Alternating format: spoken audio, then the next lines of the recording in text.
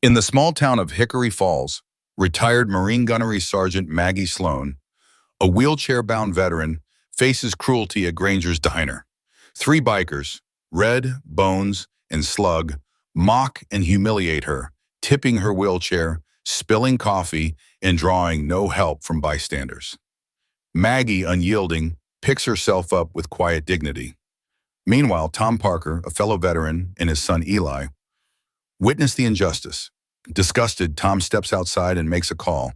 As the bikers continue their taunts, the diner's tension grows.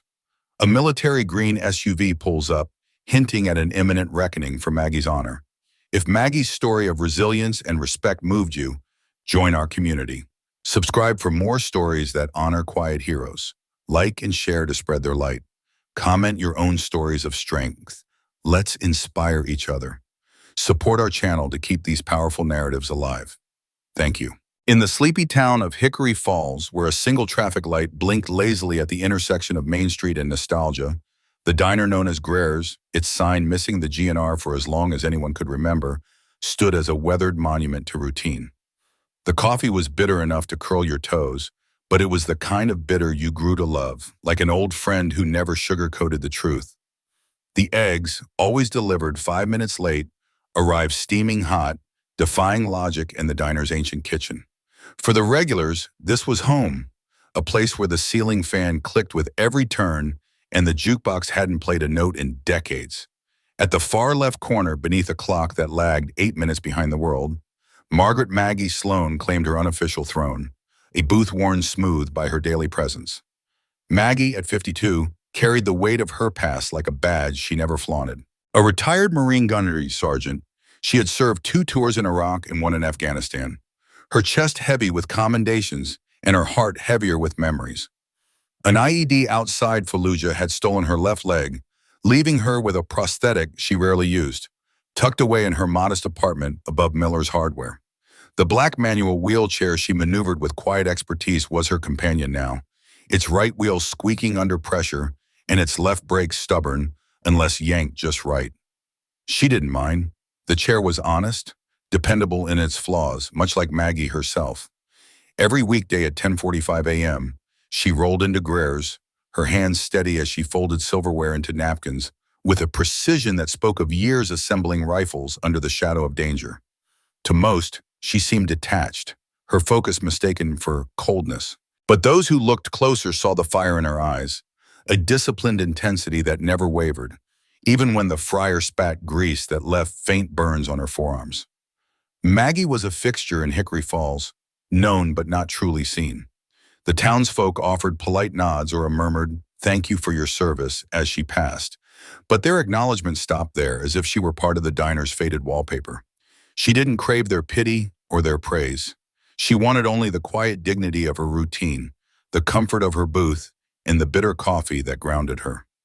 That morning, she was halfway through her second cup, the steam curling around her calloused fingers, when the diner's door slammed open with a force that rattled the windows. It wasn't just loud, it was deliberate, a declaration of arrogance.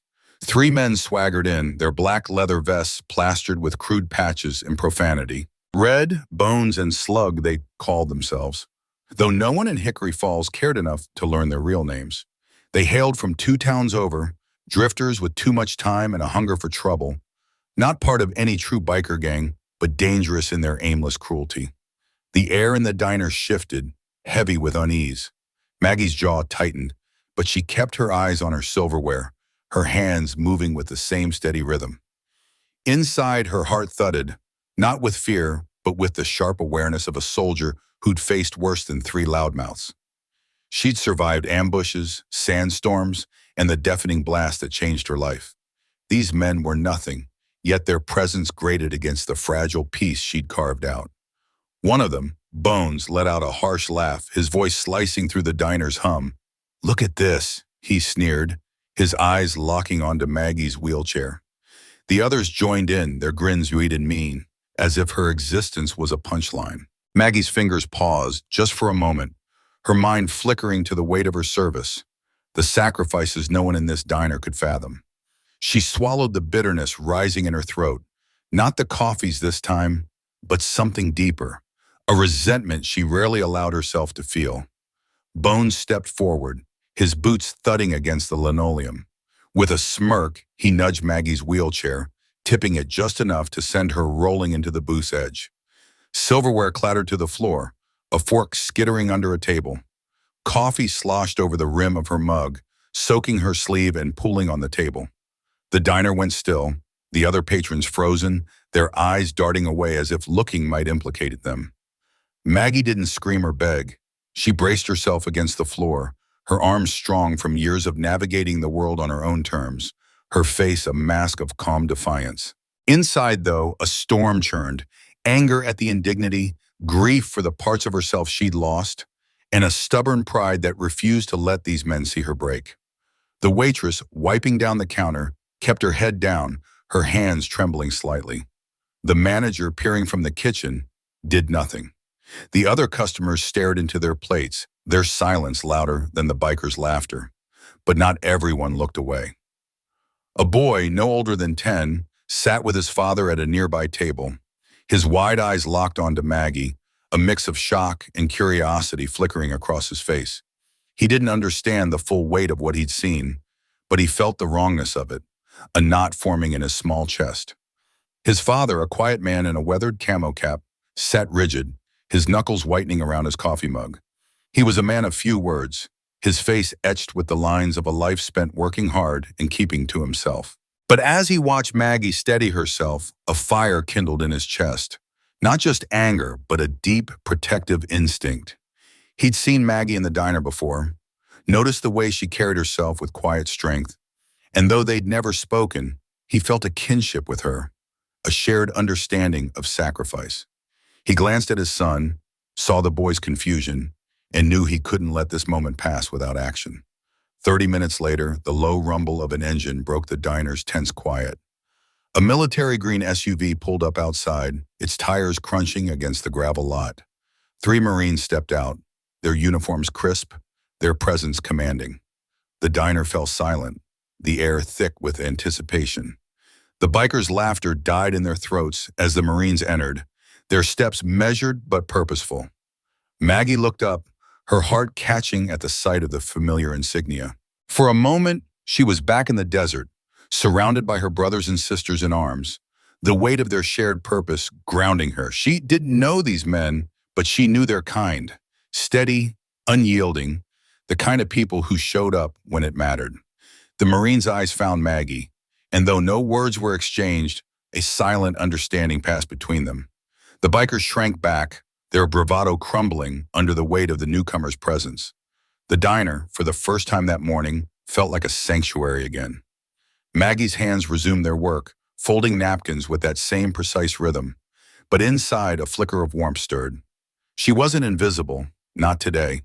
And though she'd never asked for help, she felt the strength of those who had her back, a reminder that some bonds, forged in service and struggle, never faded. The diner hummed with the quiet rhythm of a small-town morning, forks clinking against plates, murmurs of conversation floating like dust in the sunlight. But the air shifted, grew taut, when the doors swung open and 3 men strode in, their presence a sudden storm cloud. Red led the charge, his broad chest puffed out, his shaved head gleaming under the fluorescent lights. A jagged scar snaked down his jawline, a silent boast of battles, real or imagined. His eyes, sharp and predatory, scanned the room, daring anyone to meet his gaze. Behind him, Bones skittered along, thin as a wire, his fingers twitching as he gnawed on a toothpick with a ferocity that suggested it had personally wronged him. His restless energy crackled like a spark waiting for dry tinder. Slug brought up the rear, his movements sluggish, his greasy hair plastered to his scalp. Even his shadow seemed to lag, as if it too wanted no part of him. The trio claimed a booth near the front, their laughter loud and jagged, slicing through the diner's fragile peace. They slapped the table, tossed crude jokes into the air, and leered at the waitress, their eyes stripping her of dignity as she handed them menus. The room's warmth drained away. Conversations faltered. Customers hunched over their plates, avoiding eye contact, as if silence could shield them from the brewing tension. Maggie, stationed near the counter, didn't lift her head. Her hands moved with quiet precision, folding napkins into neat triangles, her focus a fortress against the chaos. Her wheelchair was tucked close to the counter, its frame scuffed but sturdy, a testament to years of navigating a world not built for her. Inside, her heart thudded, not with fear, but with a weary resolve. She'd faced worse than loudmouths in a diner, far worse. But the weight of their stares, the way their voices carried her name like a taunt, stirred a familiar ache. She pushed it down, her fingers steady on the napkins, her face a mask of calm. Red noticed her first, his sneer curling like smoke. "Well, damn," he drawled, elbowing Bones hard enough to make him flinch. "Looks like we got a visitor straight out of the Vigue." His voice was a blade meant to cut deep, to draw blood from her pride. Bones cackled, his toothpick bobbing as he leaned forward, eyes glinting with malice. "Or maybe the junkyard. Who let the scrap metal roll in here?" Their laughter was a poison spreading through the diner, tainting the air. Maggie's hands paused just for a heartbeat, but she said ding. Her silence wasn't surrender. It was steel, forged in places these men would never understand. Slug, lounging in the booth, added his own venom. "Maybe she's the entertainment. Bet she folds napkins better than she ever marched." His voice was oily, dripping with contempt, and the words hung heavy, unchallenged. The waitress, mid-pour, froze, coffee trembling in the pot. Customers stared at their plates, their forks still, as if movement might draw the men's attention. In a corner booth, a young boy named Eli sat wide-eyed, his small hand clutching a crayon so tightly it threatened to snap. His paper placemat was half-colored, a shaky blue sky above a wobbly green hill. Across from him, his father, Tom, sat lean and quiet, his faded camo jacket blending into the worn vinyl of the booth. His face was unreadable, but his eyes, steady, measuring, took in everything. Years of hard choices had taught him the difference between moments to act and moments to wait. He felt Eli's fear, a quiet pulse across the table, and his chest tightened. He wanted to shield his son, to keep this ugliness from touching him, but he knew some lessons came unbidden. Red stood, his movements deliberate, a predator savoring the hunt. His boots thudded against the tile, each step a proclamation of dominance. He stopped behind Maggie's chair, looming over her, his shadow swallowing her small frame. "Hey, soldier girl," he called, loud enough to make the room flinch. "Think you could roll us some coffee? Or do you need permission from your CO first?" The words were a mockery, a cheap shot at her service, her sacrifice. Inside, Red felt a twisted thrill, a rush of power at the thought of breaking her composure. He expected her to shrink, to crumble under his scorn. Maggie turned her head just enough to meet his gaze, her eyes cool and unyielding, like a winter lake. "Cream or black?" she asked, her voice steady, cutting through his bravado. The simplicity of her response was a slap, and Bones howled with laughter, delighted by the unexpected defiance. Red's jaw tightened, his pride stung. "You got some nerve," he muttered, his voice low and dangerous. "People like you are why this country's gone soft." The accusation was a reflex, a way to mask the unease her calm sparked in him. Maggie didn't flinch. She rolled toward the coffee station, her movements precise, her back straight. She filled 3 mugs, placed them on a tray, and delivered them to their table without a word. Each action was a quiet rebellion, a refusal to let their cruelty define her. Then Slug made his move. It was sudden, a blur of malice so quick it barely registered until the damage was done. As Maggie turned to leave, he lurched from the booth, his hands seizing the handles of her wheelchair. His sneer was a grotesque mask of triumph as he shoved, not hard enough to injure but with enough force to humiliate. The chair jerked forward, its wheel catching the edge of a booth. Maggie's balance faltered, her tray flew from her lap, and a single mug shattered against the floor, hot coffee splashing across her arm. She hit the tile hard, the impact a dull thud in the stunned silence. Pain flared, but she clamped down on it, her jaw tight, her breathing controlled. The diner was a tomb, no one daring to move. Not the waitress, not the manager, not a single soul except Eli. His crayon rolled off the table, forgotten as he whispered, "Dad, is that lady a soldier?" His voice was small, trembling with confusion and awe. Tom stood slowly, his eyes locked on Maggie. She wasn't crying, wasn't shaking. She pushed herself up with the practiced ease of someone who'd fallen and risen countless times.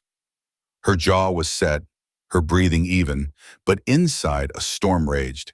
Anger, yes, but also a bone-deep fatigue. Why did it always come to this? Why did her service, her sacrifice, make her a target for men like these? Her coat had slipped open in the fall, and a worn leather wallet had tumbled from her pocket. A photo slid across the floor, landing face up in a pool of cooling coffee. 7 Marines stood shoulder to shoulder in desert gear, their grins bright against the blinding sun.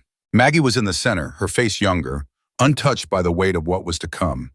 On the back, in faded marker, someone had scrawled, "She carried us all." The words were a lifeline, a reminder of who she was, who she still was. Tom's expression didn't shift, but his heart twisted. He recognized the look in Maggie's eyes, the quiet strength that came from surviving the unsurvivable. He stepped outside, his boots soft against the tile, and pulled out his phone, his fingers steady but his mind racing. Inside, Maggie reached for the photo, her movements deliberate. She wiped the coffee from its edges with her sleeve, her touch almost reverent, and slid it back into her wallet. Her hands trembled, not from fear but from the effort of holding herself together. She wouldn't give them the satisfaction of seeing her break. Not now, not ever. Maggie Sloan settled back into her familiar corner booth at the Hickory Falls Diner, her hands instinctively reaching for the stack of napkins she'd been folding before the incident. The rhythm of her task, fold, tuck, stack, was a lifeline, a way to anchor herself in the aftermath of humiliation. She was a Marine through and through, and Marines didn't crumble. Even when the world turned its back, they stood tall, not just in body, but in spirit, a quiet defiance burning within. Her fingers moved with precision, but her heart churned with a storm of emotions she refused to let surface.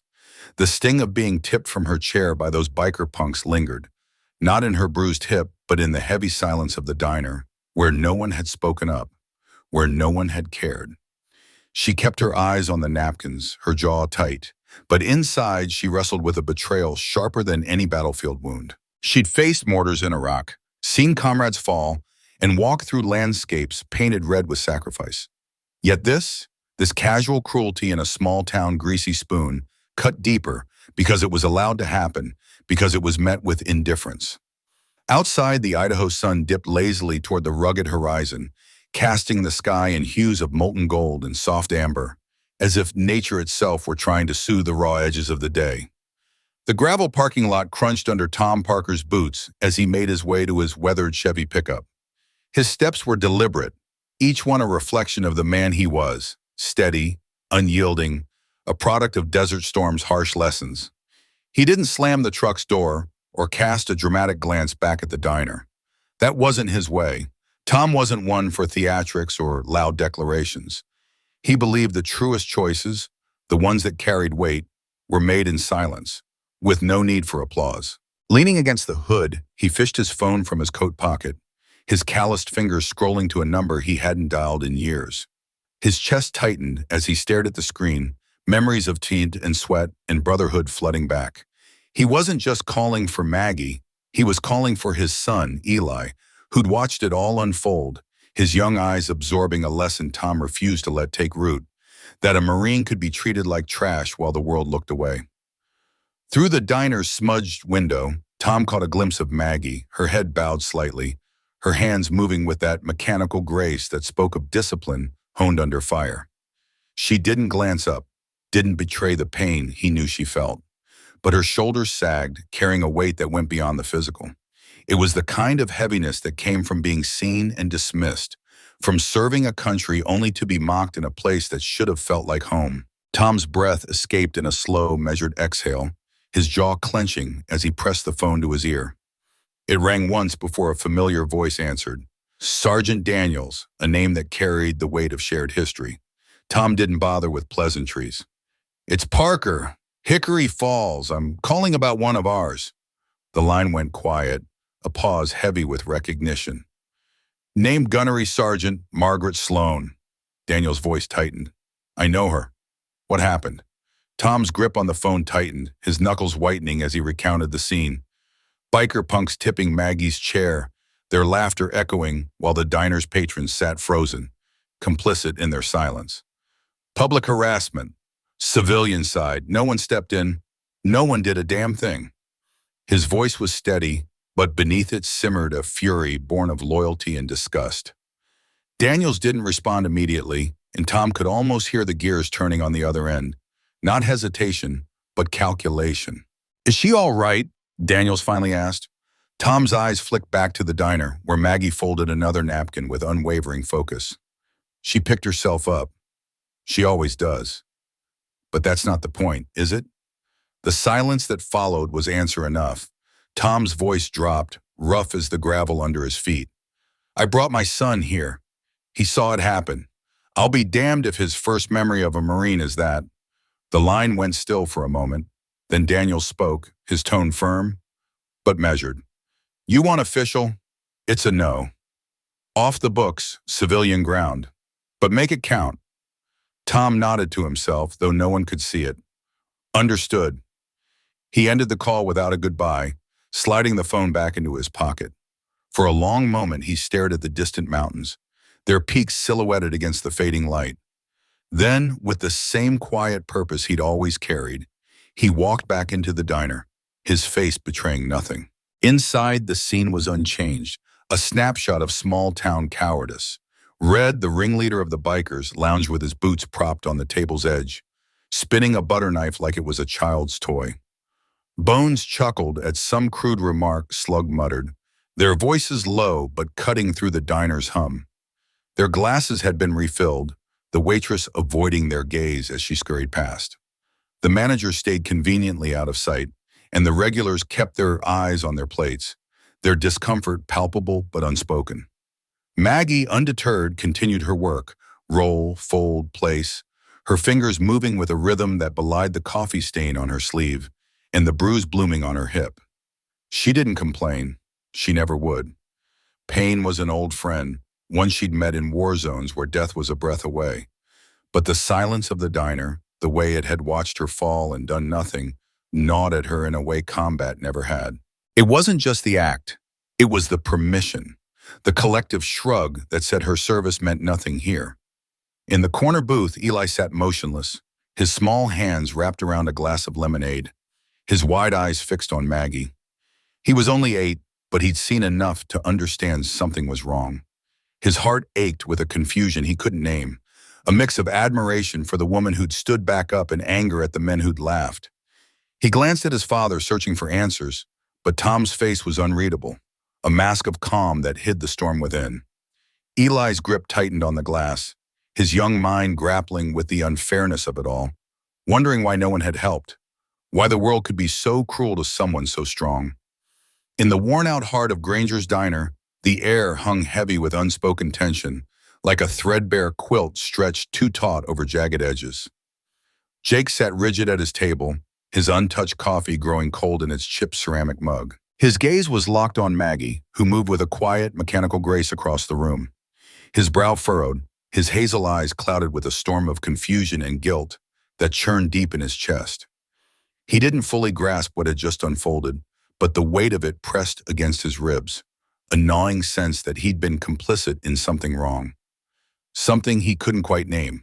He replayed the moment in his mind, the spilled coffee, the sharp words, the way Maggie's face had flickered with hurt before she'd masked it. His fingers tightened around the mug's handle, as if grounding himself in its solidity could undo the unease coiling inside him. Across from Jake, Tom sat with a stillness that belied the intensity in his dark eyes. He watched the bikers in the corner booth, his jaw set, his expression unreadable but charged with a quiet defiance. He hadn't raised his voice or caused a scene, but his silence carried a weight that shifted the room's atmosphere. It wasn't loud or immediate, but subtle, like the low hum of thunder rolling in from miles away, promising a storm yet to break. Tom's hands rested on the table, fingers laced, but his knuckles were pale, betraying the restraint he was forcing himself to maintain. Inside, he burned with a slow, steady anger, not at the bikers' crude laughter, but at the way the diner had let it slide, the way Maggie had been left to bear the brunt of their disrespect alone. In that corner booth, Red, the loudest of the bikers, let out a bark of laughter that ricocheted off the diner's faded walls, Too sharp, too performative. "This place needs better help," he sneered, his voice dripping with mockery as he flicked a sugar packet onto the table. "Or maybe a mop." His words were meant to sting, and they did, though Maggie didn't flinch. She stood behind the counter, stacking napkin bundles with a soft clink, her movements deliberate, almost meditative. Her face was a mask of calm, but her heart ached with a quiet fury, a mix of humiliation and resilience that she'd learned to carry like a second skin. She wouldn't give Red the satisfaction of a reaction, but each sugar packet he tossed felt like a jab to her pride, a reminder of how easily she could be dismissed in her own workplace. The diner's usual hum had returned, glasses clinking, low murmurs of conversation, but it felt fragile, like a veneer stretched over something cracked and raw. The bikers' laughter grew bolder, more self-assured, as if they owned the space. Red lounged back in the booth, one scuffed boot propped arrogantly on the table, his posture a deliberate challenge to anyone who dared meet his gaze. Slug, beside him, was flicking sugar packets at a ketchup bottle, each snap of his fingers accompanied by a smirk that dared the room to react. Bones, meanwhile, was deep into a raucous tale about a bar fight, 3 cops, and a raccoon duct taped to a chair, a story that drew no laughter from the other patrons, but went unchallenged all the same.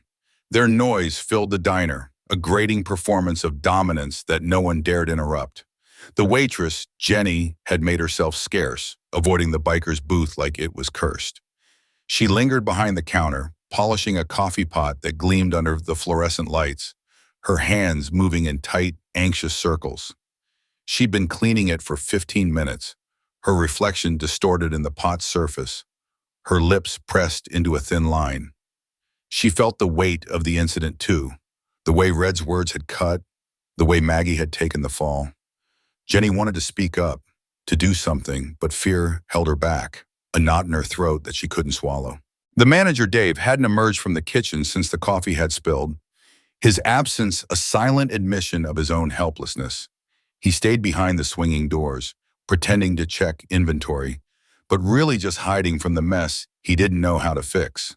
Maggie, seated now in her usual corner, hadn't spoken since it happened. Her uniform shirt bore a faint, spreading stain over her left side, the coffee's mark a quiet badge of the day's indignity. Her sleeves were still damp, clinging to her arms, but she sat upright, her posture defiant despite the exhaustion weighing on her. Her hands folded napkins with a precision born of muscle memory, each crease sharp and perfect.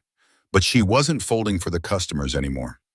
It was a shield, a way to brace herself against the room's scrutiny, against the sting of being seen and then dismissed. The ache she felt wasn't in her legs, sore from hours on her feet, but somewhere deeper, an old wound reopened that spoke of years spent swallowing slights and soldiering on. Her hazel eyes, usually warm, were distant now, fixed on the napkins, as if they could anchor her against the tide of her own thoughts. Outside, the afternoon light had shifted, casting long, thin shadows across the gravel lot. A breeze stirred the trees beyond the diner, carrying the dry rustle of pine needles and dust, a sound that felt like the world exhaling. Then, faintly at first, came a new noise. Tires crunching on gravel, not the high-pitched whine of a sedan or the throaty grumble of a pickup. This was deeper, controlled, a sound that carried authority. Military tires rolling with precision as if they knew exactly where they belonged before they even arrived. Inside the diner, the bikers' laughter faltered, their bravado dimming like a radio losing signal. Maggie didn't turn to the window, but her hand paused mid-fold, the napkin trembling slightly in her grip. Her heart quickened, though she couldn't say why, a mix of hope and dread she didn't dare name. A green SUV rolled into view, slow and deliberate, kicking up a soft curl of dust that shimmered in the fading light. It was spotless, utilitarian, painted in a matte military green that absorbed the sun rather than reflected it. No sirens, no decals, just a small, unmistakable emblem on the door. The eagle, globe, and anchor of the United States Marine Corps.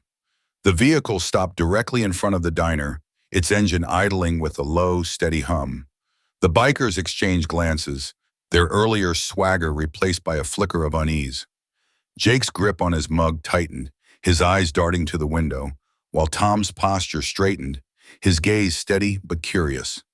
Jenny paused her polishing, the coffee pot forgotten in her hands, her breath catching as she watched. The driver's door opened, and three figures emerged, their presence commanding the lot before they even stepped inside. The first was a man in his 60s, tall and broad-shouldered, with a silver crew cut that gleamed like polished steel. His limp was subtle, barely noticeable, masked by the confident stride he forced through sheer will, his right hand gripping a gleaming black cane. His uniform was crisp, every crease razor-sharp, the Master Sergeant insignia on his sleeve shining as if it had been polished moments ago. His face was weathered, etched with lines that spoke of battles fought and burdens carried, but his eyes burned with a quiet, unyielding resolve. Behind him came a younger Marine, late 20s, with a high and tight haircut and a clean-shaven face that radiated discipline. His chest was squared, his movements precise as he pushed an empty wheelchair with a reverence that suggested it was more than just equipment. It was a symbol of sacrifice, of stories unspoken. The third figure, not yet fully visible, lingered by the SUV, their silhouette framed by the dust still settling in the air. Inside the diner, the air grew still, the clink of glasses and hum of conversation fading into a hush. Maggie's hands stilled completely, the napkin forgotten in her lap. She didn't look up, but she felt the shift, the way the room seemed to hold its breath, waiting for what came next. For the first time that day, the weight on her chest lightened, just a fraction, as if someone had finally arrived to tip the scales. The crunch of boots on gravel reverberated through the quiet dusk, each step pulsing like a steady heartbeat against the earth. Leading the trio was a woman, her dark hair meticulously swept into a regulation bun, tucked neatly beneath her officer's cap. The captain's bars on her shoulders glinted faintly in the fading light, a quiet testament to her authority. She moved with a grace that was both composed and unshakable, her posture radiating a confidence born of years of discipline. Her ribbon rack, a cascade of colors pinned with precision, told a story of sacrifice and service, each medal aligned with an almost obsessive exactness. Behind her, two Marines followed, their silence heavier than words could ever be. There was no need for speech. Their presence spoke volumes. The diner's door swung open with a deliberate push, not a slam, but a controlled motion that carried the weight of intent. A chilly breeze swept in behind them, curling through the room like an invisible current, carrying not just cold air but a palpable tension that seemed to tighten the very atmosphere. Inside, the raucous chatter of the bikers at the counter fell silent, as if the air had been sucked out of the room. Bones, a burly man with a weathered leather vest, paused mid-bite, his spoon hovering over a bowl of chili, his eyes narrowing as he registered the newcomers. Slug, caught in the act of tearing open a sugar packet, froze, the granules dusting his fingers as he stared. Red, the loudest of the trio, felt his smirk waver, a flicker of unease creeping into his usually cocky demeanor as the Marines stepped forward, their boots scuffing the worn tile floor with a sound that echoed like distant thunder. The Master Sergeant, a towering figure with a face carved from years of battle, scanned the room with a single sweeping glance, his eyes sharp and calculating, as if assessing a battlefield for threats. His limp, subtle but present, did nothing to diminish the authority in his stance. His gaze settled on Maggie, seated alone at a corner table, her posture rigid yet unshaken. She hadn't moved, hadn't flinched, her desert-weathered eyes fixed on him as he approached. He stopped precisely 2 feet from her table, his broad frame filling the space, and raised his hand in a salute so crisp it seemed to slice through the air. "Gunnery Sergeant Sloan," he said, his voice a low, resonant growl that carried across the diner, commanding attention. "Forgive our delay, ma'am." Maggie's expression remained steady, but something flickered in her eyes, a spark of recognition, a loosening of the iron grip she held on her emotions. Her hand rose instinctively, returning the salute with equal precision, her movements sharp and practiced. For the first time that day, the tension in her jaw eased just a fraction, as if a weight had been lifted, if only slightly. Her eyes, hardened by years of sun and sand, softened, not with tears, but with a quiet, deep-seated pride that seemed to glow beneath the scars she carried, both visible and hidden. She sat a little straighter, her heart swelling with a sense of belonging she hadn't felt in too long. The captain stepped forward, her calm demeanor unshaken, her voice steady and measured, each word chosen with care. "We received a report," she said, her gaze locked on Maggie's, unwavering and full of respect. "One of our own was publicly harassed on civilian ground." She paused, then turned slowly, her eyes cutting through the room like a blade, landing squarely on the table where Red, Bones, and Slug sat. The air in the diner shifted, growing heavier, as if the walls themselves were holding their breath. Red cleared his throat, a nervous gesture that betrayed his bravado. Bones dropped his gaze to the table, his fingers tightening around the spoon he still held. Slug seemed to shrink into his seat, his earlier swagger replaced by a quiet discomfort. The captain's voice remained even, but there was steel beneath it. "The report indicated physical contact was involved," she continued, her words deliberate, each one landing like a stone in still water. Maggie, ever composed, shook her head almost imperceptibly, her voice low, almost dismissive. "It's nothing," she murmured, the reflex of someone who had learned to brush off pain, to bury it deep. But the master sergeant's eyes never left her. His voice rose, loud enough to fill the room, yet laced with a fierce protectiveness. "With all due respect, Gunnery Sergeant," he said, his tone unyielding, "it is not nothing. Nobody touches one of ours. Not in combat, not in peace, not ever." His words hung in the air, a declaration that seemed to anchor the moment, grounding everyone in the diner in its weight. The younger Marine, who had been silent until now, stepped forward, his presence quieter but no less commanding. His voice was softer, but it carried a depth of conviction that silenced the room further. "Ma'am," he said, addressing Maggie directly, "Gunnery Sergeant Sloan pulled me out of a burning Humvee in Fallujah. I wouldn't be standing here today if it weren't for her." Maggie blinked, her breath catching for a moment, her mind racing back to that chaotic day. The heat, the smoke, the screams. She hadn't expected this, hadn't expected to see him again, let alone hear her actions spoken of with such reverence. "Private Jenkins," she said, her voice barely above a whisper, disbelief threading through her words. He nodded, a small smile breaking through his serious expression. "Corporal now, ma'am, thanks to you." In that moment, the diner transformed. It wasn't just the words or the presence of the Marines, it was the shift in the room's very soul. Tom, a regular at the diner, stood slowly from his booth, his hand gently guiding his young son, Eli, to his feet. Across the room, an elderly man, his Korean war cap slightly askew, rose with a quiet dignity, his eyes glistening with memories of his own service. Two men in civilian clothes, their broad shoulders and clipped movements marking them as National Guard, stood as well, their faces solemn. Within moments, half of the diner was on its feet, not cheering or clapping, but standing tall, shoulders squared, heads high, a silent, powerful wall of respect that seemed to envelop Maggie. The bikers, for the first time since they'd swaggered into Grers Diner, were speechless. The room no longer belonged to their bluster, their crude jokes, or their careless taunts. It belonged to Maggie, who hadn't raised her voice, hadn't lifted a hand, hadn't needed to. She had simply endured, her quiet strength a beacon that had called the core of the Marine Corps to her side. Her heart pounded, not with fear or anger, but with a profound sense of being seen, of being honored for who she was and what she had done. The weight of the past week, the harassment, the humiliation, began to lift, replaced by the unshakable bond of those who had stood for her, who had reminded her that she was never alone. A week had passed since that day at Granger's, but the memory lingered in Maggie's mind, a quiet anchor in the storm of her thoughts.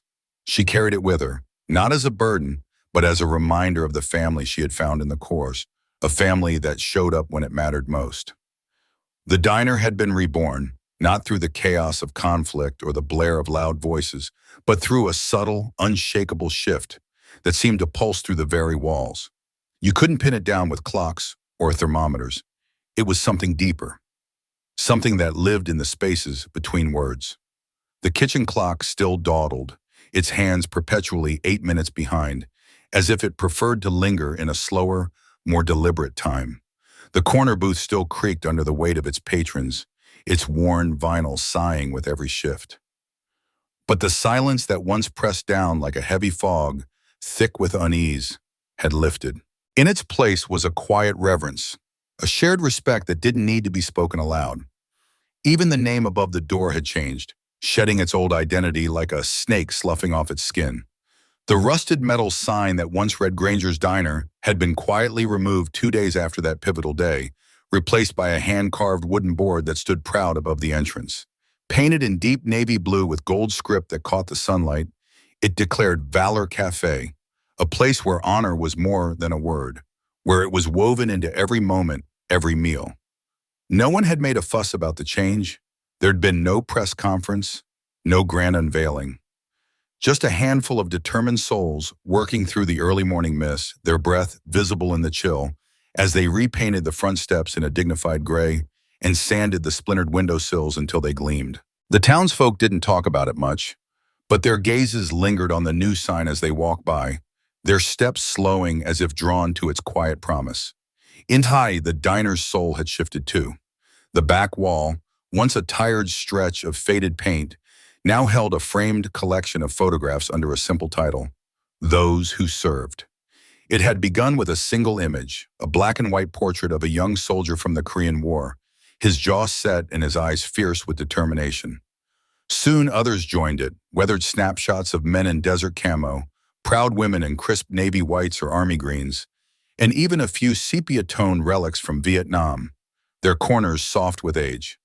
Veterans from the town, some still walking its streets, others long gone, began to contribute their memories. Each photo a fragment of a life given to something larger than themselves. At the center of the display was a photograph that seemed to hold the entire wall together. It showed Maggie Sloan, her arms crossed in a stance that brooked no nonsense, standing in front of the diner with the 3 Marines who had changed everything that day. Her face was stern, her mouth a straight line, but her eyes told a richer story, one of pride tempered by pain, of resilience forged in fire. Taped to the back of her wheelchair was a small American flag patch, its edges frayed and its colors softened by time, but its presence bold and unapologetic. Maggie had always claimed the same corner booth every afternoon, her fingers folding napkins with the precision of a soldier dressing for inspection, each crease sharp and deliberate. But she no longer faded into the background, a ghost in her own space. Now people called her by name, their voices carrying a warmth that hadn't been there before. Some offered quiet thanks, their words halting but heartfelt, as if they weren't sure they deserved to speak them. Others simply nodded, but their eyes locked with hers in a moment of recognition that felt like a handshake. The silence that had once enveloped her had transformed into something alive, something that felt like peace. Maggie's heart, though she'd never say it aloud, had begun to thaw. For years she'd sat in that booth, her mind often wandering to places she'd tried to bury, memories of barked commands, the cold weight of a rifle, the faces of friends who never came home. That day was with the Marines had cracked something open inside her, something she hadn't known was still there, a sense of being seen, of being needed. She carried herself with the same iron dignity, but there was a new ease in her shoulders, a faint warmth in her voice when someone greeted her. She took it upon herself to train the new hires, 2 veterans Dave had brought on board. One worked the grill, his hands steady as he flipped burgers, his gaze often distant, as if he were still watching a far-off horizon. The other handled the closing shift, sweeping floors and wiping down tables with a quiet focus that Maggie admired. She offered no praise, only sharp corrections when a napkin's fold wasn't perfect or a counter's edge wasn't spotless. But her presence was enough. They understood her standards, and they rose to meet them, their shared silence a language of its own. Tom and Eli had become part of her routine too. Every Friday they'd amble through the door, Tom's calloused hands wrapped around a steaming coffee mug, Eli's young face glowing with a curiosity that seemed to light up the room. Eli had started bringing a notebook, its pages cluttered with questions about the military, his handwriting a messy testament to his eagerness. He'd announced he was collecting stories, his voice soft but determined, as if he wasn't sure he had the right to ask. Maggie's answers were short at first, her words clipped and cautious, as if she were guarding a vault she hadn't opened in years. But over time she began to share, her voice low and steady as she spoke of the loyalty that bound soldiers together, the grief that lingered like a shadow, the weight of carrying a friend through chaos. She didn't dwell on the war itself, not the blood or the fear, but on the moments that defined her, the quiet trust between comrades, the small acts of courage that no one else saw. Eli listened, his pen racing across the page, his eyes wide with wonder. For Maggie, those conversations were a quiet gift, a chance to pass on something she'd thought would fade with her. And Melissa, the waitress, had been reshaped by that day. She'd stood paralyzed behind the counter when Maggie hit the floor, her heart hammering so fiercely she thought it might break free. The memory of her fear, of doing nothing, had clung to her like damp cloth, creeping into her dreams and shadowing her shifts. Determined to make it right, she'd immersed herself in learning about the Marine Corps, her breaks spent quizzing Maggie with a notepad in hand. She'd memorized every rank, every insignia, her voice bright with pride when she distinguished a sergeant's stripes from a lieutenant's bars. She'd begun pinning tiny flags to her apron, their colors catching the light as she darted between tables, each one a small act of atonement. Her hands no longer trembled when she poured coffee, and her smile, once tentative, now held a quiet strength that drew people in. Dave, the manager, had changed in his own way. He'd shaved his scruffy beard the week after the incident, the razor's scrape a kind of cleansing. He'd swapped his worn flannel for a tie that felt stiff and unfamiliar. But he wore it with a quiet resolve. He didn't talk about what had happened. His jaw would clench if anyone brought it up, but his actions spoke volume. Hiring the two veterans had been his decision, a quiet nod to something he couldn't quite articulate. He watched Maggie train them, her voice firm but patient, and felt a pride that warmed his chest. He'd always run the diner with a gruff efficiency, but now there was a purpose to his days, a sense that he was part of something that mattered. Each morning he straightened his tie in the mirror, his reflection a little less weary, a little more determined. Every Thursday at precisely 1800 hours, a military SUV pulled into the parking lot, its tires crunching against the gravel. The driver, a young Marine with a buzz cut and a uniform sharp enough to cut glass, would step out, his boots gleaming under the diner's neon glow. He'd nod to Maggie through the window, a silent salute that carried the weight of 1,000 words. She'd nod back, her face composed but her heart stirring with a pride she hadn't felt in years.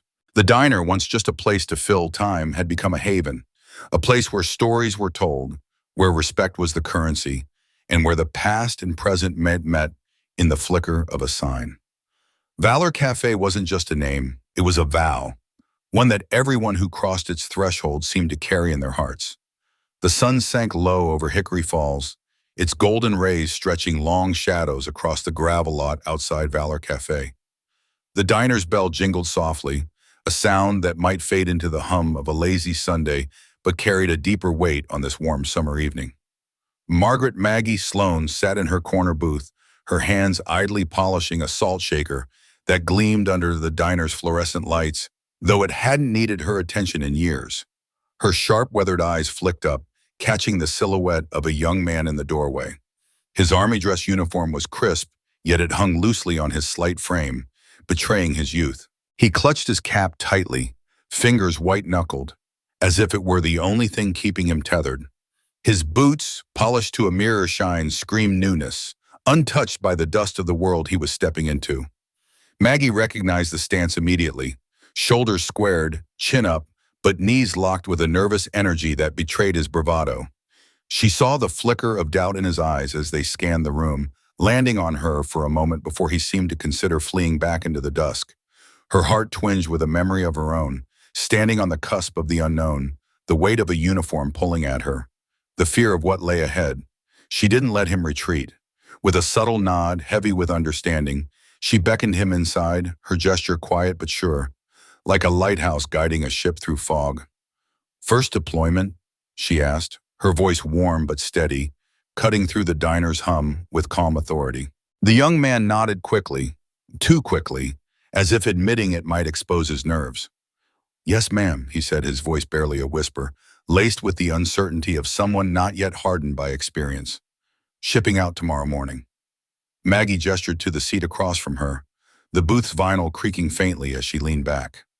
"Sit down," she said, her tone firm but kind, like a mother inviting a child to the table. "Coffee's decent, company's better." He hesitated, his eyes darting to the door, as if it might offer an escape from the weight of the moment. "I wouldn't want to intrude," he murmured, his voice soft, tinged with the fear of not belonging. "You're not," Maggie said, motioning again more firmly. "You're continuing a tradition." Her words carried a quiet power, and they seemed to steady him, like an anchor in a storm. He slid into the booth, still clutching his cap, his fingers tracing its edges as if it could calm the whirlwind of thoughts in his mind. Maggie poured him a cup of coffee without asking, the act a ritual, a silent welcome into a world he was only beginning to grasp. At the counter, Corporal Jenkins, his hands weathered by years of service, raised his chipped mug in a slow, deliberate salute. His face, lined with stories of battles and burdens, held a quiet respect as he met the young man's gaze. Across the room, Captain Reyes, her posture rigid but her eyes warm with understanding, lifted her mug with a dignity born of leading others through chaos. Master Sergeant Collins, grizzled and steady, followed suit, his weathered features softening as he raised his cup with a purpose that seemed to echo through the diner's walls. The young recruit's breath caught as he realized the room had shifted. Every pair of eyes was on him, not staring, not judging, but seeing him, acknowledging him as one of their own. His chest tightened, pride and overwhelm swelling within him, his eyes stinging with unshed tears at the weight of being truly seen for the first time in his uniform. Maggie sensed the tide of emotion rising in him and reached across the table, her hand resting near his, not touching, but close enough to offer comfort. Her calloused fingers carried the weight of her own memories. Comrades lost, moments cherished, the fear and pride of her first deployment. "Whatever happens next," she said, her voice low and steady, "remember this place. Remember who you are before the noise starts. That's the part that keeps you grounded."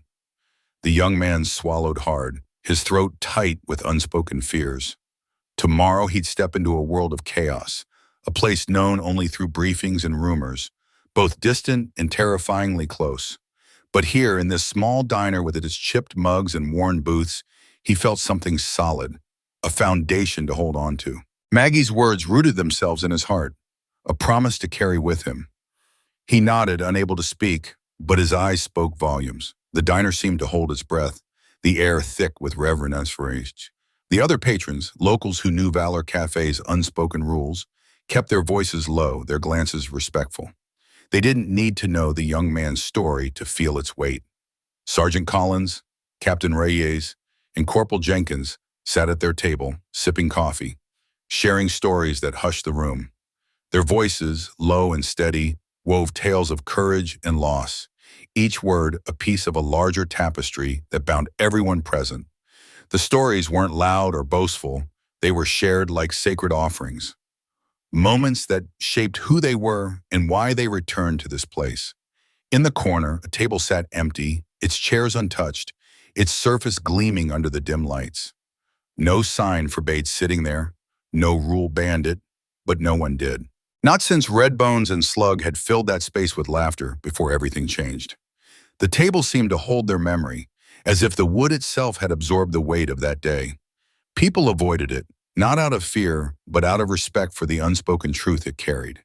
Bad memories linger, even when the chairs are clean. As the young recruit sipped his coffee, its bitter warmth grounding him, he felt the weight of that empty table. He didn't know its story, not yet, but he sensed its significance, a shadow cast by something greater than himself. Maggie watched him, her heart heavy with the knowledge of what he'd face, but also with pride in the tradition he was now part of. She remembered her own first deployment, the fear that had gnawed at her, the moments of clarity that had kept her going. She wanted to promise him it would be okay, but she knew better than to make promises no one could keep. Instead, she gave him this moment, this quiet sanctuary where he could feel the strength of those who had come before. The diner door jingled as another patron stepped into the cooling evening, but inside, Valor Cafe's warmth held strong. For the young recruit, it was a fleeting haven, a place to anchor himself before the world pulled him into its chaos. For Maggie, it was a reminder of why she stayed, pouring coffee and polishing salt shakers long after they needed it. And for the others, Jenkins, Reyes, Collins, and the silent patrons who knew without being told, it was a testament to the bonds that endure, the sacrifices remembered, and the quiet strength of a place that held space for them all. In the weeks after that heartfelt exchange in the Valor Cafe, the little diner in Hickory Falls, Idaho, transformed into something far greater than a place to grab a quick bite. It became a sanctuary, a gathering spot where the weight of unspoken stories hung in the air, shared through glances and quiet nods rather than loud declarations. For Maggie Sloan, the woman who had weathered wars both on battlefields and within her own soul, the cafe was her anchor. She sat in her usual corner booth, her weathered hands wrapped around a steaming mug of coffee, her eyes tracing the familiar grain of the wooden table. She felt a quiet pride, not in herself, but in the community that was slowly knitting itself back together around her. Maggie's invitation to speak at Hickory Falls High School came as a surprise. She wasn't one for speeches, and the thought of standing before a room full of teenagers made her stomach twist with unease. Yet she accepted, driven by a sense of duty that had never left her. On the day of the talk, she stood at the podium, her silver hair catching the light, her voice steady but soft. She didn't recount tales of combat or flash her medals. Instead, she spoke of what it meant to serve, not just in uniform, but in life. Duty isn't about glory, she said, her gaze sweeping over the young faces before her. It's about carrying someone else's weight when their legs give out. It's about showing up, even when you're scared, even when you're tired. She paused, her throat tightening, as memories of fallen comrades flickered in her mind. And silence, she continued, isn't weakness. It's the kind that holds you together when everything else falls apart. The students listened, some fidgeting, others leaning forward, captivated by the raw honesty of a woman who had lived what she preached. Maggie left the stage feeling lighter, as if she'd passed a piece of her burden to the next generation, trusting they'd carry it with care. Word of Maggie's talk spread, and soon the town began to shift in subtle but profound ways. Local business owners, inspired by her quiet strength, started displaying signs in their shop windows. Veterans served here always. The message was simple, but it carried a promise, a vow to honor those who had given so much.